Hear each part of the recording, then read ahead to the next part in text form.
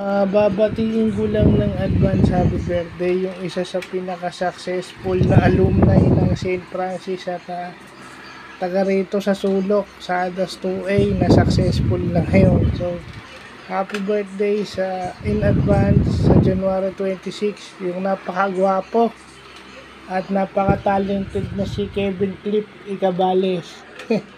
So, babati na ako kasi baka maraming bumati pag araw ng birthday mo. Alam ko namang maraming nahuhumaling at nagmamahal sa'yo, kaya mauna na akong bumati kasi baka makalimutan ko pa. Well, yun na nga, sinabi ko na baka dapat ikaw yung tinatawag na heartthrob hindi ako. Well, I would like to thank you for being considerate kasi kahit sa dami ng nangaasar sa akin, hindi mo ako inaasar. In fairness, dahil kilala mo ako, kilala mo yung mga magulang ko, kaya siguro hindi mo ako inaasar.